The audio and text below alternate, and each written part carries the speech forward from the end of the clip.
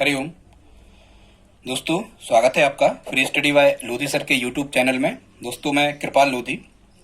दोस्तों, आज हम आपको लेकर के आए हैं पॉलिटी का बहुत ही इम्पोर्टेंट टॉपिक, इंडियन कॉन्स्टिट्यूशन, भारतीय संविधान में से। और भारतीय संविधान में से आज का हमारा टॉपिक रहेगा, क्योंकि आपको पता है कि भारतीय संविधान लागू होने के पहले अंग्रेजों द्वारा शासन व्यवस्था यहाँ की चलाई जाती थी। मतलब भारत का संविधान यदि कभी आपसे पूछा जाए कि सबसे ज्यादा किस देश से प्रभावित है, तो आपको कहना है या तो इंग्लैंड या फिर कहना है ब्रिटेन। ठीक है। और संविधान बनने तक किस अधिनियम के अनुसार भारत देश की शासन व्यवस्था चलाई गई थी? भारत शासन अधिनियम 1935, जो अंग्रेजों ने ही भारत में लागू किया था। खैर, तो स्टूडेंट्स, आज हम आपको ये बताने वाले हैं कि भारत के संविधान में किन देशों से कौन कौन से प्रावधान लाए गए हैं और भारत के संविधान में उनको शामिल कर लिया गया है। तो स्टूडेंट्स, यदि आप हमारे चैनल पर पहली बार विजिट कर रहे हैं तो प्लीज हमारे चैनल को सब्सक्राइब कर लें, साथ में बेल आइकन पर क्लिक कर दें ताकि सबसे पहले नोटिफिकेशन आपको मिलता रहे। साथ में दोस्तों आप लाइक शेयर कमेंट भी करते जाएं। तो आइए प्रारंभ करते हैं आज का टॉपिक, भारतीय संविधान में विभिन्न देशों से लिए गए प्रावधान। इसके लिए स्टूडेंट्स आपको क्या करना है, यहां से स्टूडेंट्स प्रश्न आते भी हैं तो कैसे आते हैं आप ये समझ लें। प्रश्न ऐसे ही आते हैं जैसे वो कहेंगे कि भारत में राष्ट्रपति का पद किस देश की देन है, या भारत में राष्ट्रपति का जो पद है ये किस देश से उद्धृत किया गया है। इस टाइप से ऐसे क्वेश्चन आते हैं, हम समझ जाते हैं। मतलब कुल मिला के हम कौन सी संवैधानिक प्रक्रिया किस देश से लाए हैं, हमें यही बताने का प्रश्न आता है। या फिर यह आता है कि अमेरिका से क्या लिया गया है, इस टाइप से। ठीक है स्टूडेंट्स, तो आई होप आपको समझ में आ गया होगा। अब हम देखते हैं यहां आपको क्या करना है, एक ट्रिक याद कर लेना है। वो ट्रिक क्या है स्टूडेंट्स? वो ट्रिक है अकबर आज फिर दक्षिण अफ्रीका आजा।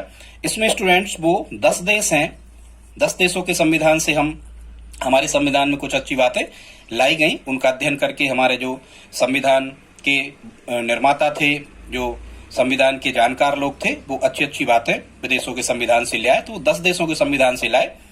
तो ये ट्रिक आपको याद करना है, अकबर आज फिर दक्षिण अफ्रीका आजा। इसमें स्टूडेंट्स वही 10 देश हैं। ठीक है। आ से अमेरिका बनता है, का से कनाडा बनता है, बा से ब्रिटेन, रा से बन जाता है स्टूडेंट्स रूस, आ से आप ऑस्ट्रेलिया भी इसको कह सकते हैं, जा से जर्मनी बन जाता है, फिर से फ्रांस बन जाता है। दक्षिण अफ्रीका यहाँ ज्यों को त्यों लिखा हुआ है। आ से यहाँ ऑस्ट्रेलिया बन जाता है और जा से बन जाता है जापान। तो स्टूडेंट्स इस प्रकार से 10 देश हो जाते हैं। 10 देशों के संविधान की अच्छी अच्छी बातें हमारे संविधान में ले आए, उन्हें ही हमें तैयार आज के टॉपिक में करना है। अब हम ये देखते हैं कि भारत के संविधान में अमेरिका की देन क्या क्या है। हालांकि अमेरिका का संविधान जो है ये लिखित है और हालांकि संसार का सबसे छोटा संविधान भी इसे कहा जाता है, केवल 7। ठीक है स्टूडेंट्स, तो देखते हैं।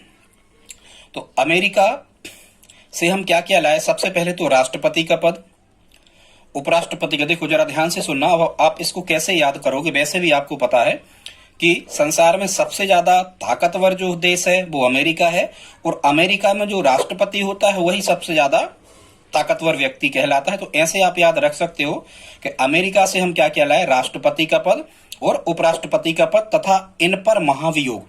स्टूडेंट्स, महाभियोग की पूरी प्रक्रिया अमेरिका से ही लाए हैं। यदि अमेरिका से राष्ट्रपति का पद ले आए, उपराष्ट्रपति का पद ले आए, तो महाभियोग कहलाता है स्टूडेंट्स इनको हटाने की प्रक्रिया।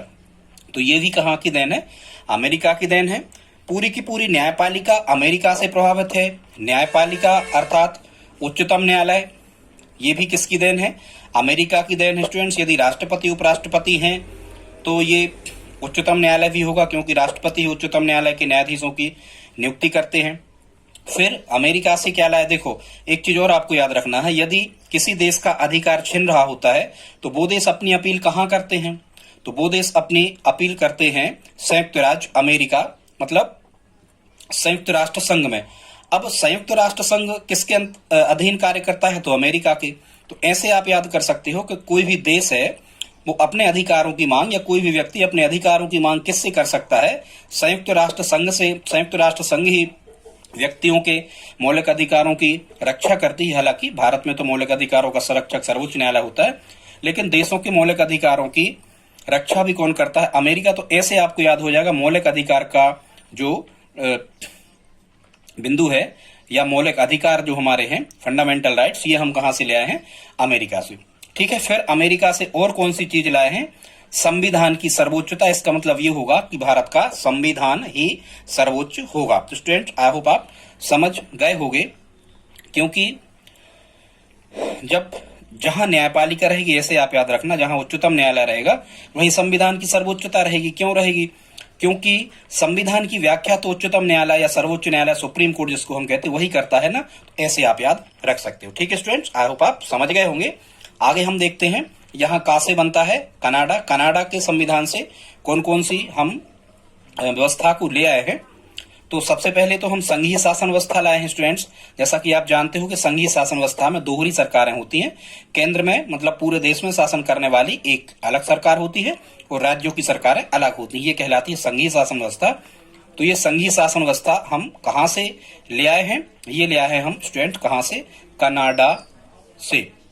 ठीक है, वैसे ही नाडा, नाडा जब टूट जाता है तो उसके दो हिस्से हो जाते हैं, केंद्र राज्य, ऐसे करके आप जोड़ सकते हो। ठीक है, फिर यदि संघीय शासन व्यवस्था कनाडा की देन है तो केंद्र व राज्यों के बीच शक्तियों का वितरण, मतलब किन विभागों पर कानून राज्य सरकारें बनाएंगी, किन विभागों पर कानून केंद्र सरकार बनाएगी, ये कहलाता है केंद्र और राज्यों के बीच शक्तियों का वितरण। फिर स्टूडेंट्स अवशिष्ट शक्तियां, अवशिष्ट शक्तियां, वैसे ही नाडा यदि खराब हो जाता है तो हम उसे फेंक देते हैं, मतलब वो अवशिष्ट बन जाता है, अपशिष्ट बन जाता है, ऐसे करके भी आप इसे याद रख सकते हो।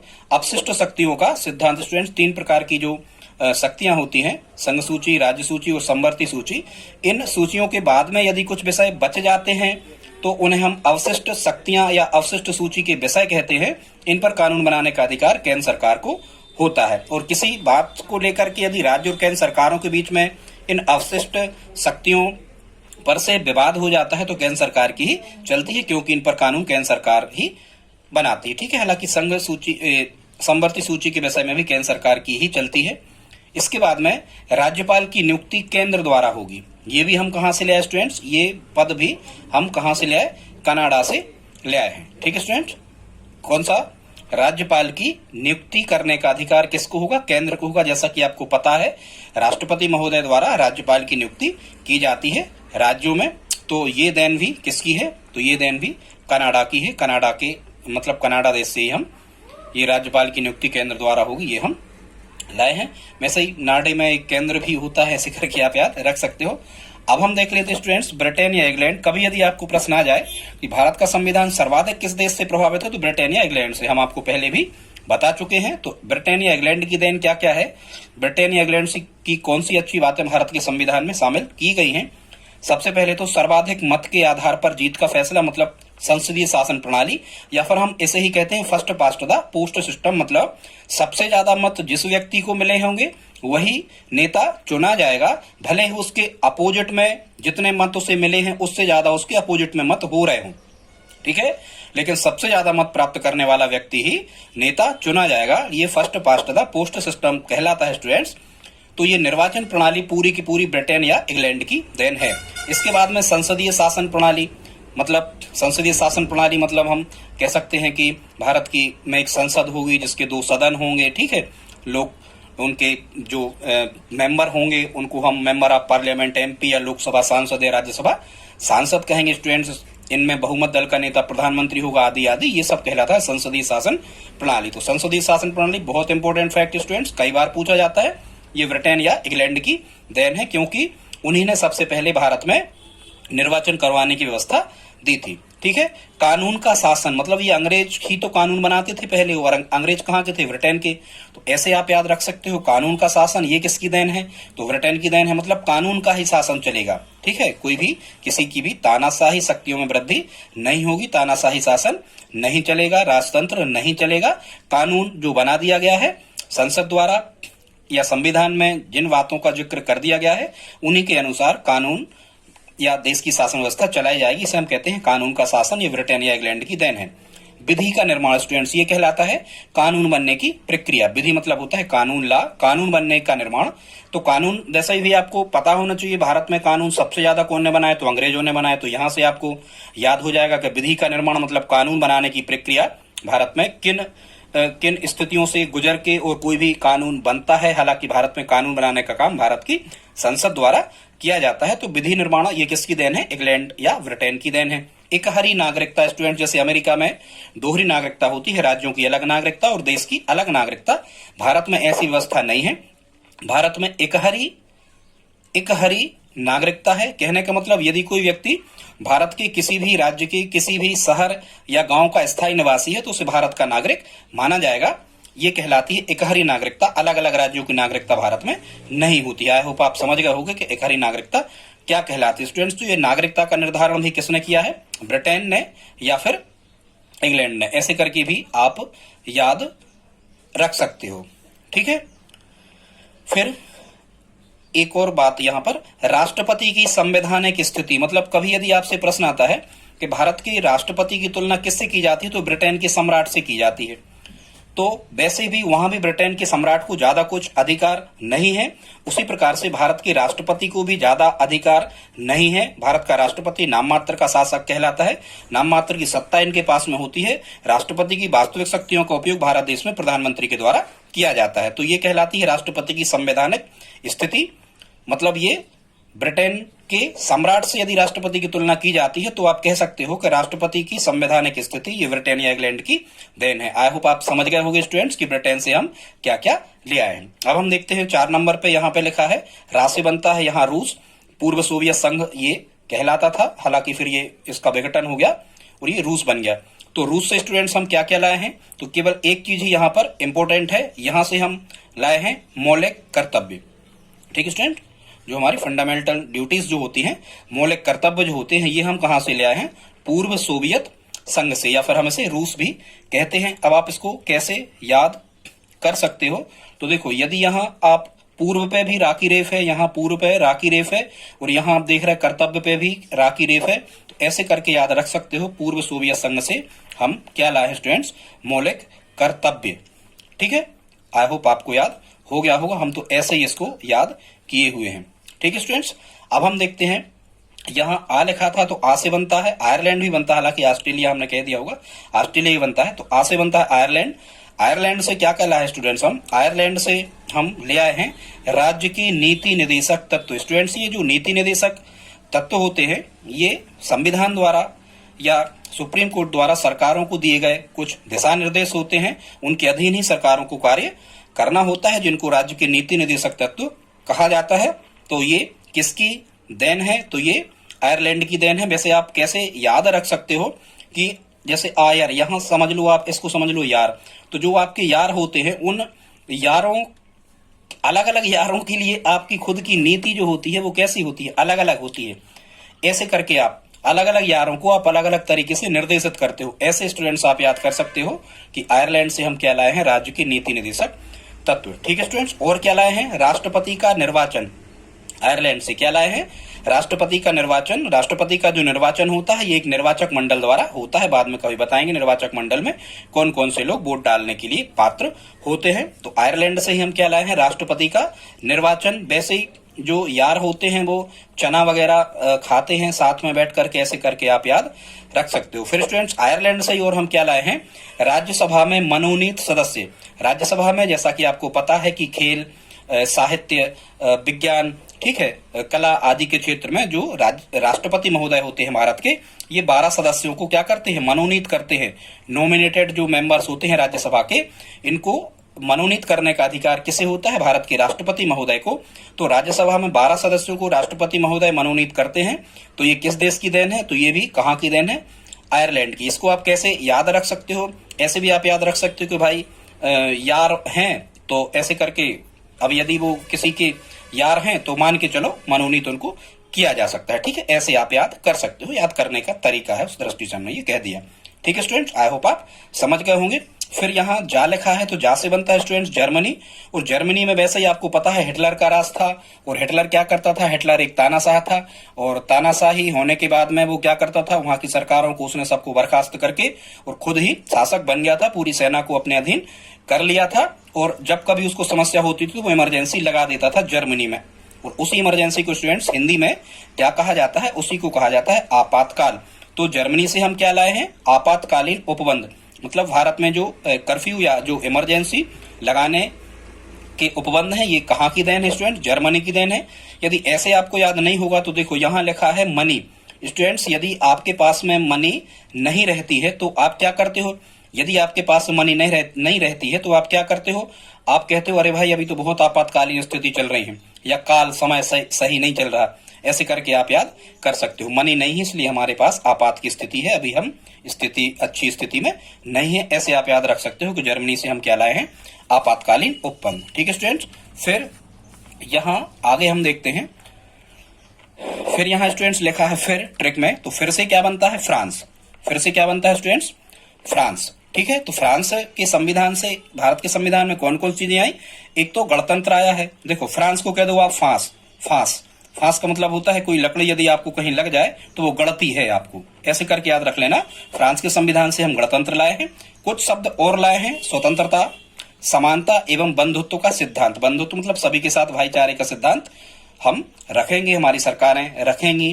भारत के नागरिकों में बंधुत्व के सिद्धांत को बढ़ाने का प्रयास सरकारें करेंगी। ये बंधुत्व का सिद्धांत कहलाता है। स्वतंत्रता, न्यायपालिका की स्वतंत्रता, व्यक्तियों को स्वतंत्रता का अधिकार, समानता, इस टाइप से। तो ये फ्रांस से हम गणतंत्र ले आए हैं। ठीक है, और देखो यहाँ तंत्र लिखा है, गणतंत्र में तंत्र लिखा है, तो स्वतंत्र में भी यहाँ पर तंत्र लिखा है। और स्वतंत्रता, समानता, आप खुद देखो एक सी वस्तुएं हैं, मतलब एक से कंटेंट है ये स्वतंत्रता और समानता। और जब व्यक्तियों को समानता दी जाएगी, सभी के साथ समान व्यवहार किया जाएगा, तभी तो उनमें बंधुत्व, भाईचारे की भावना बढ़ेगी। तो ऐसे आप याद रख सकते हो, ये गणतंत्र, स्वतंत्रता, समानता एवं बंधुत्व का सिद्धांत ये किसकी देन है? फ्रांस की देन है। आई होप आप समझ गए होंगे। इसके बाद में स्टूडेंट्स देखते हैं 8 नंबर पे है, यहाँ लिखा है साफ साफ ट्रैक में दक्षिण अफ्रीका। ये ट्रैक आपको याद कर लेना है, अकबर आज फिर दक्षिण अफ्रीका आ जा। यहाँ साफ साफ लिखा है दक्षिण अफ्रीका, तो दक्षिण अफ्रीका से हम क्या लाए हैं स्टूडेंट्स? यहाँ से हम लाए हैं भारतीय संविधान संशोधन की प्रक्रिया। हालांकि कभी प्रश्न आता है कितने प्रकार संविधान संशोधन किया जा सकता है इंडिया में, तो ये इंडियन जो भारतीय संविधान जो है, भारतीय संविधान संशोधन, कॉन्स्टिट्यूशनल अमेंडमेंट स्टूडेंट्स जो होते हैं, ये 3 प्रकार से किए जाते हैं। संविधान संशोधन की प्रक्रिया और राज्यसभा में सदस्यों का निर्वाचन, मतलब राज्यसभा के सदस्यों के लिए विधायक वोट डालते हैं, एमएलए वोट डालते हैं राज्यों के, ये 2 चीजें। तो इसको आप कैसे याद रखोगे कि संविधान संशोधन, हालांकि ये इंपॉर्टेंट नहीं है स्टूडेंट्स, लेकिन संविधान संशोधन की प्रक्रिया किस देश की देन है, ऐसा प्रश्न जब कभी एग्जाम में देखने को मिलता है तो ये दक्षिण अफ्रीका की देन है। इसको आप कैसे याद रखोगे? तो ऐसे आप याद रख सकते हो कि भाई संविधान में कुछ नियम सिद्धांत ऐसे जो फीका मतलब फीके थे, ऐसे आप याद रख सकते हो। वो नियम सिद्धांत कैसे थे? फीके थे, मतलब ज्यादा असरकारक वो नहीं थे, इसलिए उनको बदलना जरूरी हो गया। तो ऐसे आप याद रख सकते हो। अब वो फीके नहीं रहे। तो संविधान संशोधन की प्रक्रिया किस देश की देन स्टूडेंट्स? ये दक्षिण अफ्रीका की देन है। आई होप आप समझ गए होंगे। अब हम देखते हैं स्टूडेंट्स, यहाँ ट्रिक में क्या लिखा था? आजा। आजा से क्या बनता है? आजा से बनता है स्टूडेंट्स, यहाँ आजा से बनता है, आ से बनता है ऑस्ट्रेलिया।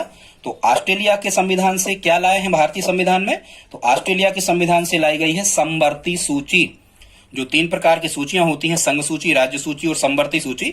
स्टूडेंट्स ये जो समवर्ती सूची होती है, इस पर कानून बनाने का अधिकार, समवर्ती सूची के कुछ जो विषय होते हैं 97, 62, 52, ये 62 विषय वर्तमान में भारतीय समवर्ती सूची में है स्टूडेंट्स।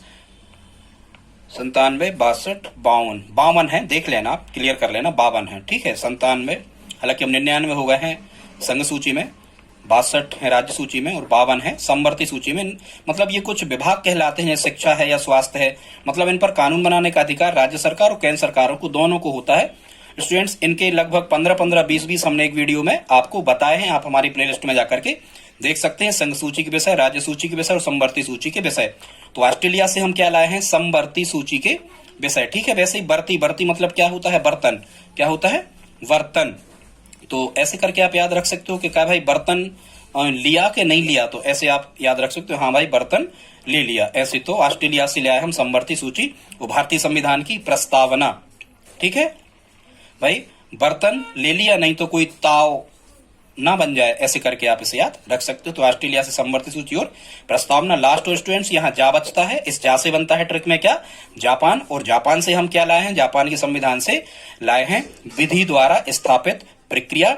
मतलब विधि मतलब होता है कानून द्वारा जिन चीजों की स्थापना की जाएगी उसी के अनुसार देश की शासन व्यवस्था चलेगी, ये बने, इसको हम कहते हैं विधि द्वारा स्थापित प्रक्रिया। दोस्तों यदि आज का वीडियो आपको अच्छा लगा हो तो प्लीज आप इसे लाइक तो कर ही दें, और यदि आप हमारी हेल्प करना चाहते हैं तो प्लीज इस वीडियो को अपने दोस्तों के साथ में स्टडी ग्रुप में शेयर जरूर करें। मिलते हैं अगले वीडियो में, तब तक के लिए जय हिंद जय भारत।